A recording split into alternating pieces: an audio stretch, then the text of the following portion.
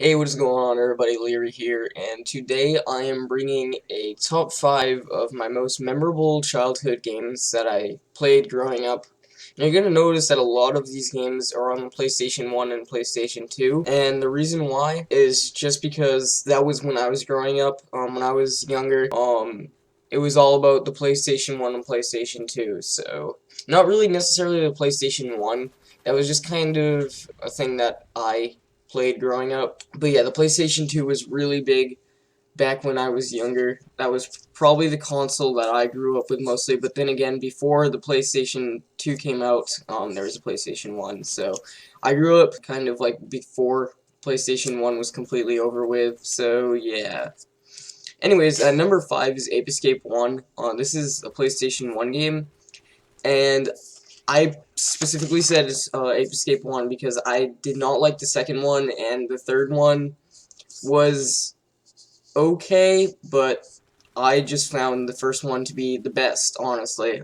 So basically, Ape Escape is a game all about where you basically just have like this net, and you have like a bunch of other gadgets, and you have to basically just capture apes or monkeys. And there are a bunch of different levels. It's a really fun game, and when I was younger, I really sucked at the game, so I usually had my parents help me because I was complete trash at the game. But even though I was horrible at the game, it didn't really matter because I really loved the game. And there was also a bunch of mini games, which I believe only the first one had. I think the third one had some mini games, but they weren't as good as the first one. The first one had like an arcade style game.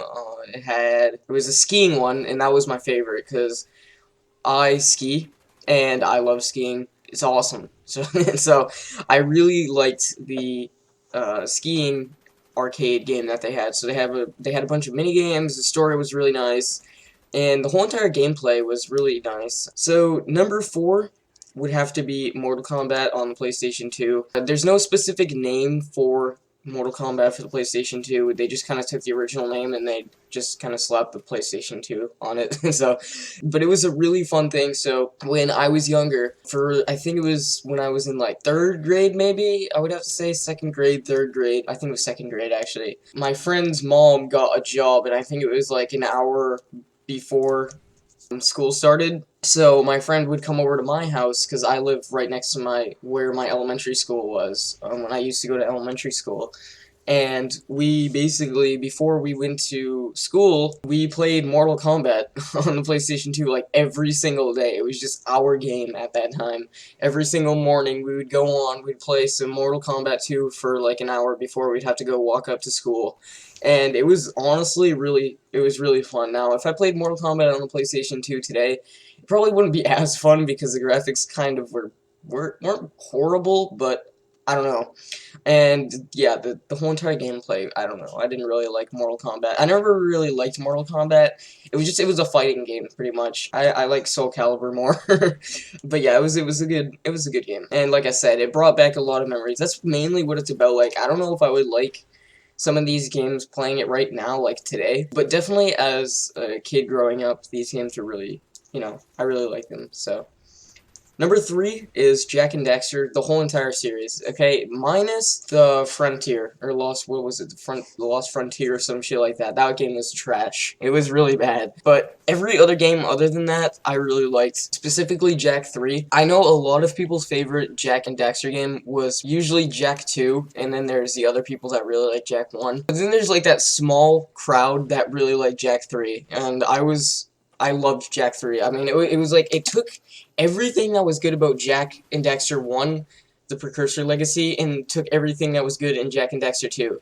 And just the map was so huge. You got the desert wasteland, you got the wasteland city, you got to go back to the city from Jak 2. There was also another little place that was like, I don't know if it was an Easter egg or something, but you got to go to another place that was like a little island. It was a good game, and I really enjoyed Jak and Daxter 3 and pretty much all the other games. So basically, Jak and Daxter 3, or Jak and Daxter in general, is a game series about this kid who basically, he kind of fights I can't, oh my god, dude, it's been so long since I've played those games. I literally forgot what the storyline was about. I know, that's pretty bad.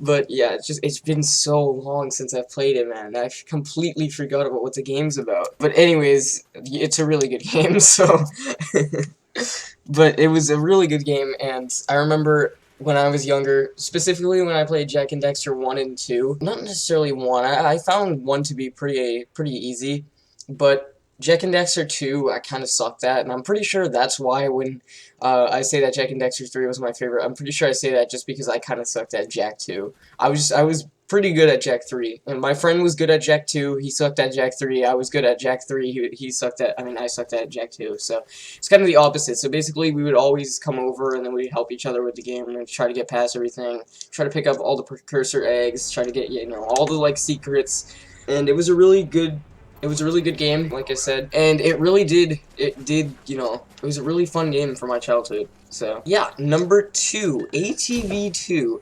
This game was so fun growing up, and that's why I put it as my number 2. I was gonna put Jak and Daxter as my number 2, but the thing is that Jak and Daxter is a single-player game, and the only reason why I say it's really memorable for my childhood is because I played it all the time growing up, and me and my friend would always help each other, you know, trying to get past levels, but it didn't really, like, it wasn't, like, exactly, like, my best childhood memory, just because, you know, I usually just played it alone, and that kind of sucks. So, ATV2 was really fun, and if you don't know what ATV2 is, or the ATV series in general, which I believe that the ATV series has kind of gone downhill. I don't even think they make games like that anymore, like, whatever company made those games. I'm pretty sure they stopped after like 2010 or something like that. But it's basically a racing game where you have ATV, like you have like the dirt bikes and the quads, and it was a really fun game.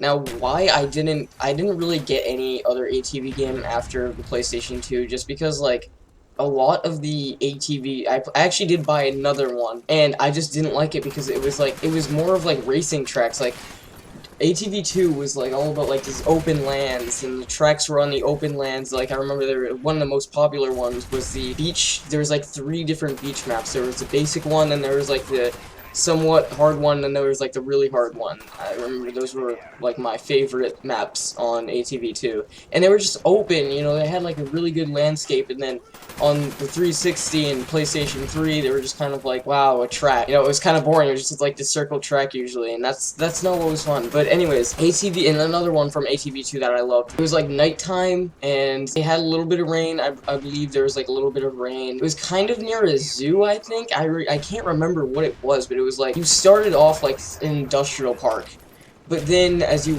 make your way towards it, you kind of get in like this zoo-ish area, because I remember there's like this huge cage with like monkeys in it or something. It was weird as hell, but it was so fun to play on. I do have to say that map, I think it was an industrial park. It had to be an industrial park, because I remember there was like a bunch of like forklifts and crap like that everywhere, you know, stuff that would be like industrial. But anyways, it was just really fun to, you know, race with my friends. A lot of times when they came over, that was the game that we played, just because it was so fun, you know, you could have like 4 people playing at the same time. It was horrible if I look back at it now, because, you know, we're probably playing on some small standard definition TV with 4 people, you know, like we're sharing like half an inch of a screen. But it was really fun, honestly. That was really a big part of my childhood, just because I used to get people over a bunch, and I used to play with my parents and my sister too. I just didn't necessarily like playing with my parents and my sister, because they were just so good at the game, and I sucked. Well, my mom wasn't that great. My mom's not that great at video games, but my dad was insane when it came to PlayStation 2. He had like God of War. He was the god of God of War. And he was so good at ATV too. It was insane. My sister was pretty good too. I sucked. I do have to admit that I was pretty bad, because I was always trying to find out like ways to try to beat them. I was trying to always go off track, maybe cut them off or something. It never worked out. So yeah, so I used to get my friends over just so I could beat them. And I remember, oh my god, it probably pissed, I would be so pissed off, dude, if I was my sister and my dad. Every time that they were about to win, I would always press pause and then do the restart level, and they would get so mad at me. Dude, I was a little asshole growing up. I just noticed that now. But anyways, yeah, that was a really good memory. So, number 1 is Halo Reach. well, Halo 3 and Halo Reach. I put this on here. It's Halo 3 plus Halo Reach because I could not decide on which one I liked better. Halo 3 was still part of like my childhood. Halo Reach was already towards like the other half of my childhood. I was already growing up, getting older. But the reason why I liked Halo 3 and Reach so much was just it was literally the best games ever. And I think this is why I'm trying to go back to the Xbox One because I just miss the old days of console gaming. PC gaming is fun, don't get me wrong, but it's not the same as console gaming was. It's just I never got the same feel. I got all the old games, and I forgot to mention this. Oh, why didn't I put this? Oh, Star Wars Battlefront 2. Oh my god, we're gonna make that an honorable mention. I would definitely put Star Wars Battlefront 2 on this list because that was so much fun. That was the Halo of the PlayStation 2. So, oh, I forgot about fucking Star Wars Battlefront 1 and 2. I liked 1 more, just because, like, you could go from space down into, like, the planets, and then you could, like, you know, have like your TIE fighter, you could shoot at people on the planet. That was so much fun, man, playing with my friends on Battlefront 1 and 2. Ah, I forgot to put that in there. God damn it. But Halo 3 and Halo Reach were they were really good games. And, I mean, Halo Reach, I specifically liked Halo 3 more, but I didn't play Halo 3 for the multiplayer. In fact, I'm pretty sure I only played the multiplayer solid of like less than 10 times. I'm not even joking, man.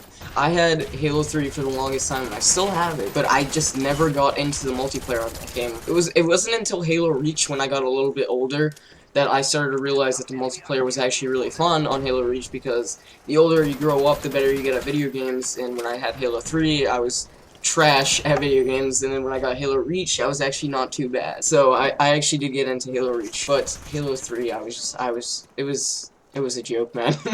But Halo 3, what I loved about Halo 3 was the custom games. And so this is what I had to say, that the single player in both Halo 3 and Reach, I do have to say, were both really good. And specifically the ending for both of them were really good, but I do have to say that Halo Reach's ending was a little bit better. It was so epic, man, being the last one and you fight out all the Covenant, dude. That was just, it was amazing, man.